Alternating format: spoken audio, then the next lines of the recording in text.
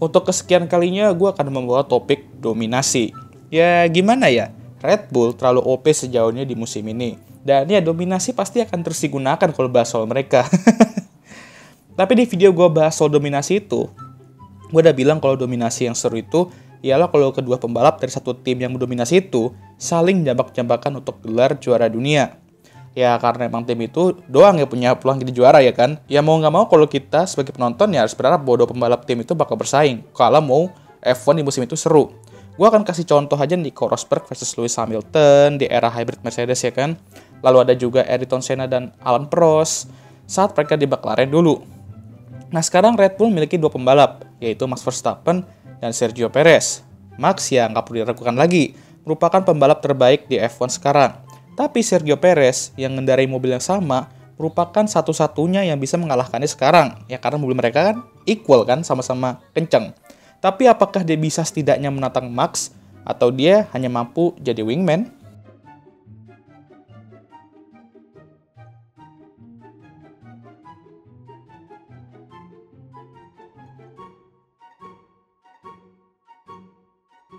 Checo bergabung dengan Red Bull 2021 menggantikan pembalap AFF kita yaitu Alexander Albon.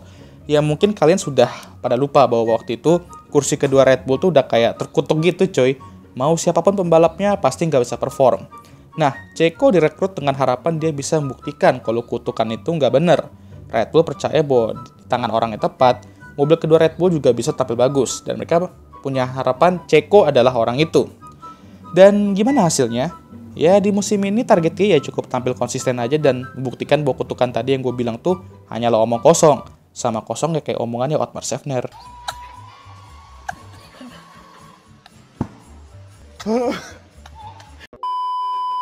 Di musim itu Checo emang sedikit kurang konsisten.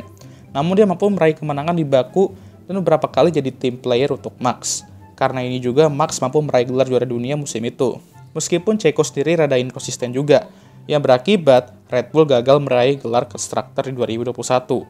Tapi performa dia di musim itu udah cukup bagi Mbah Marco dan Red Bull untuk mempertahankannya musim depan. Nah, menarik nih, kita ngelihat Checo di 2022. Apakah dia bisa adaptasi dan berkembang dengan regulasi baru, atau malah masih inkonsisten kayak keputusan FIA? 2022 datang dan Checo punya target baru untuk musim ini, yaitu membantu Red Bull meraih gelar Constructor.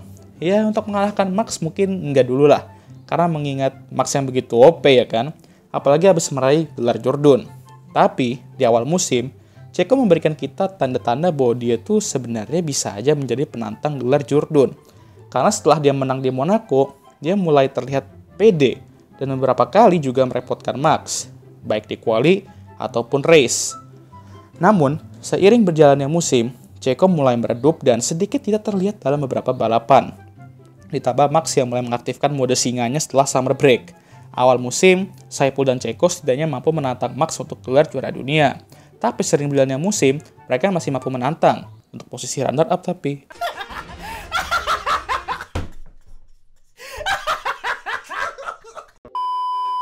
Masalah Checo bukan hanya karena keredupan performanya di 2022, tapi hubungannya dengan Max yang mulai sedikit frosty. Insiden Brazilian Grand Prix di mana saat itu Max sudah meraih gelar juara dunia keduanya disuruh oleh tim untuk membiarkan Checo lewat. Ya ini biar bisa ngebantu Checo meraih posisi runner-up saat itu. Cuman Max gak mau dan ya akhirnya hubungan keduanya mulai retak. Dan ini juga membuat atmosfer dalam tim jadi sedikit intens. Checo ngerasa bahwa kerja keras dia selama ini dalam membantunya dan tim meraih gelar juara dunia sia-sia. Karena dia sendiri gak mau bantu dia meraih posisi runner-up doang padahal. Apalagi saat itu dia juga udah di posisi yang gak perlu menantang apapun cuy, udah kayak lugowo aja gitu kan. Jadi ya kita bisa lah mengerti perasaan Checo. Tapi sebenarnya kalau dipikir-pikir, mau Max kasih lewat atau enggak saat itu, tetap aja di finish di posisi ketiga. Karena nantinya cuma beda 1 poin doang sama Saipul. Jadi ya, jangan emosi lagi ya. Kalau soal Abu Dhabi banyak yang bilang, kenapa Max gak kasih Checo aja menang? Biar dia finish runner-up. Dih, kok enak banget. Kejar dulu lah, kalau udah dekat sepanjang balapan, mungkin boleh dipertimbangkan. Ya, tapi mengingat ini Max, kayaknya mau gitu juga kondisinya nggak bakal kasih lewat juga sih. Di 2023 ya kita akan lihat ya, apakah dia bisa menantang Max untuk gelar Jordan kalau misal mobil mereka tuh emang dominan. Melihat 3 balapan pertama kemarin, emang betul sih mobil mereka tuh setidaknya bakal dominan untuk awal musim ini. Di 3 balapan itu, Checo berhasil menang di Saudi Arabia dan Max menang 2 balapan. Mereka performa dia di 3 balapan itu dapat disimpulkan bahwa pace dia masih di bawah Max. Di Bahrain, pace dia lebih lat dari Max, baik di quali atau race, dan harus puas di posisi kedua. Di Saudi Arabia, Max mengalami masalah mesin dan Checo mampu meraih pole. Sempat disalip Nando pas start, namun mampu nyalip balik.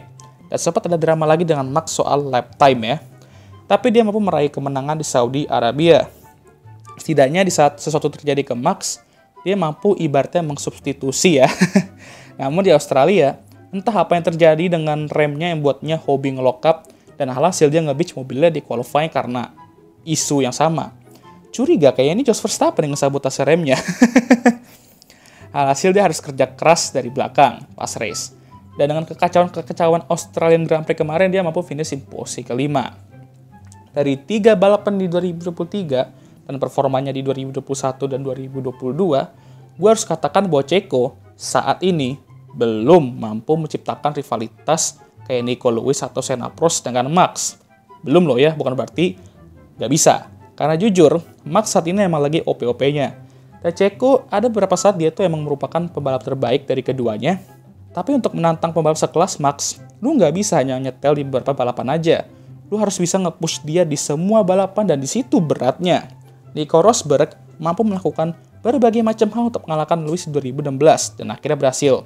Kalau kalian penasaran dia ngapain aja, kalian bisa cek video rivalitas Nico Rosberg dengan Lewis Hamilton yang gue upload beberapa bulan yang lalu. Kalian cek aja ya. Kenapa dia mau melakukan semua itu? Karena dia percaya bahwa dia mempunyai pace dan potensi untuk mengalahkan Lewis saat itu.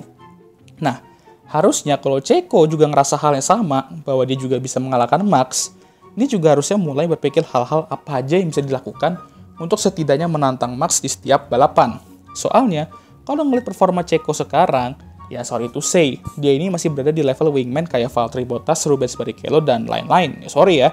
Tentu kalau kayak gini ya jangan harap bakal ada title fight sampai akhir balapan nantinya. Sehingga harapan kita sekarang kalau mau persaingan F1 2023 ini seru, meskipun Red Bull mendominasi ya, berharap Checo tuh bisa menaikkan levelnya untuk bersaing dengan Max. Ya kita lihat aja, apakah Checo mampu menciptakan Nico Lewis atau Senna Prost kembali, atau malah menciptakan insiden seperti Multi 21.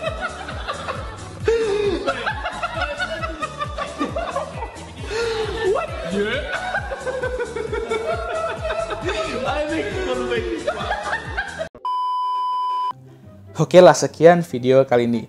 Gimana menurut kalian? Bisakah Checo menantang Max di musim ini dan menciptakan title fight di balapan terakhir seperti Nico Lewis atau Senna Prost? Silahkan tulis komentar kalian di kolom komentar. Dan ya jangan lupa untuk like, subscribe, dan share video ini. Dan jangan lupa juga untuk nyalakan lonceng notifikasi agar kalian semua tahu ketika gue ngupload video baru. Ya, F1 masih lama cuy ya. Tetap tenang, tetap sabar, dan ya I'll see you guys next time. Goodbye.